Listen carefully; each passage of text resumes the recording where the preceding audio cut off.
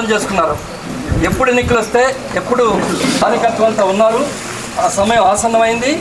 ఖచ్చితంగా ఇటు శాసనసభ్యులు గారికి పార్లమెంట్ అభ్యర్థి గారికి ఇద్దరికి కూడా మంచి 600 కోట్ల రూపాయలు ఖర్చు పెట్టారు.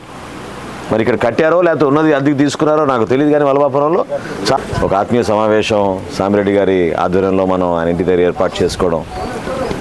మొట్టమొదటి కార్యక్రమం మొన్న కొలిపర్లో మన పార్లమెంట్ అభ్యర్థి చంద్రశేఖర్ గారు నేను ఒక మండల సమావేశం ఏర్పాటు చేసుకున్నప్పుడు ప్రతి గ్రామంలో అదేవిధంగా ఒక ఆత్మీయ సమావేశం ఏర్పాటు చేసుకుని ముందుగా మిమ్మల్ని అందరినీ కలుద్దామనే ఒక ప్రయత్నం చేద్దామని భాగంగా ఈరోజు వలభాపురం రావడం జరిగింది. గతంలో బహుశా ఆంధ్రప్రదేశ్లో ఎవరు చేసుండ్రు పల్లె నిద్ర అనే కార్యక్రమం మన వలభాపురంలో ఆ రోజున శ్రీకారం చుట్టి జిల్లాలో ఉన్న ప్రతి అధికారిని కూడా తీసుకొచ్చి రాత్రి అంతా కూడా పల్లెల్లో గడిపి మనం ఈ గ్రామంలో ఉన్న సమస్యలు ఏంటి, ఏ విధంగా మనం అభివృద్ధి చేద్దాం, అందరినీ సమానంగా చూసుకునే విధంగా ఒక మనోధైర్యం నింపే విధంగా ఒక ప్రయత్నం చేద్దామని ఆ రోజున ఒక కార్యక్రమం మొదలుపెట్టాను. మన మండలాన్ని ఇంకా మనం అభివృద్ధి చేసుకొని ఇంకా అద్భుతంగా ముందుకు తీసుకెళ్లాలని చెప్పి మనం ప్రతి పాఠశాలలో కూడా ప్రతి గ్రామంలో కూడా యువతకు ఒక ఆదర్శవంతంగా నిలబడాలనే ఉద్దేశంతో మనం అనేక కార్యక్రమాలు చేసుకుంటూ వచ్చాం. వలభాపురంలో మీకు తెలుసు, ఈ రోజున నేను ఆ రోజు నిర్మాణం చేసేటప్పుడు చాలామంది నన్ను కొన్ని సందర్భాల్లో సరిగా నన్ను అర్థం చేసుకోలేకపోయారు. కానీ 35 కోట్ల రూపాయలతో ఆ రోజు మనం తీసుకొచ్చిన రక్షిత మంచినీటి పథకం ఈ రోజున వలభాపురం నుంచి మనం నీళ్లు మండలంలో ఉన్న ప్రతి గ్రామానికి చాలా అద్భుతంగా ఎక్కడ కూడా నీటి సమస్య లేకుండా, తాగునీటి సమస్య లేకుండా మనం అన్ని గ్రామాలకి తీసుకెళ్ళగలిగే పరిస్థితి ఆ రోజున్న దూరదృష్టితోటి మనం తీసుకొచ్చిన పథకం. దాంతోపాటు మనం వేసిన రహదారులు కానివ్వండి, లేకపోతే రైతులకి ప్రత్యేకంగా నాకు బాగా గుర్తు, వలభాపురంలో చాలామంది రైతులకి మన ఆయిల్ ఇంజన్లు కానివ్వండి, తైవాన్ స్ప్రేయర్లు కానివ్వండి, పరికరాలు ఇవ్వాల్సిన బాధ్యత కూడా మన ప్రభుత్వం నుంచి తీసుకున్న రోజు ఆదుకున్నాం. నేను విమర్శించడానికి కోసం రాలేదు, ఎందుకంటే నేను ఏది చేసినా కొంచెం పాజిటివ్గానే ఆలోచిద్దామని చూస్తాను. ఇతరులు వాళ్ళ రాజకీయ పార్టీలు వాళ్ళకున్న ఎజెండాలు ఖచ్చితంగా వాళ్ళు అనేక సందర్భాల్లో మాట్లాడుతూ ఉంటారు, రాజకీయ విమర్శలు చేస్తూ ఉంటారు.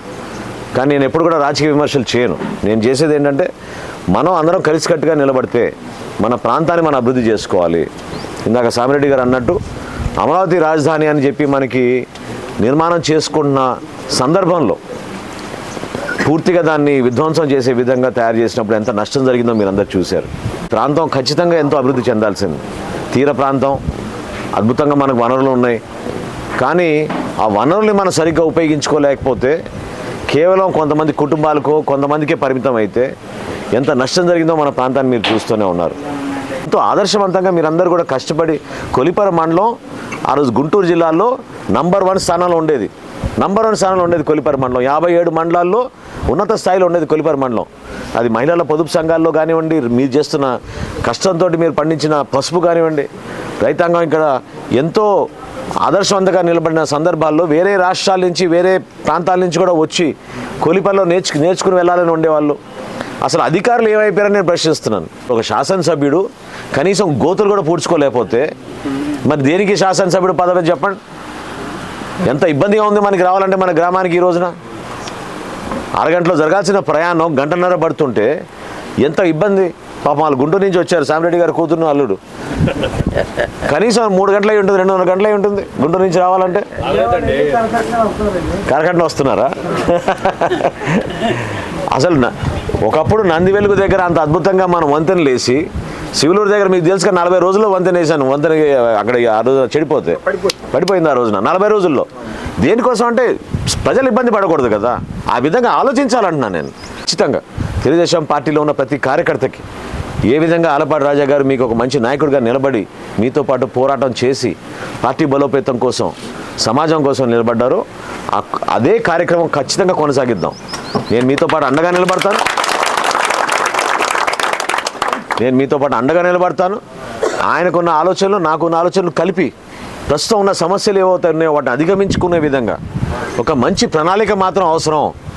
కొలిపరిని మనం రాబోయే 5 సంవత్సరాల్లో ఏం చేద్దాం, ఎటువంటి గ్రామాల్లో ఏ కార్యక్రమాలు చేద్దాం అనే ఆలోచనతో మనం ముందుకెళ్ళాలి. దాన్ని మీరందరూ కూడా గుర్తించండి. ఎందుకంటే మీరందరూ ఇక్కడ వచ్చిన వాళ్ళు కనీసం 10 మంది చెప్పగలిగితేనే మీరు ప్రభావితం చేయగలుగుతారు.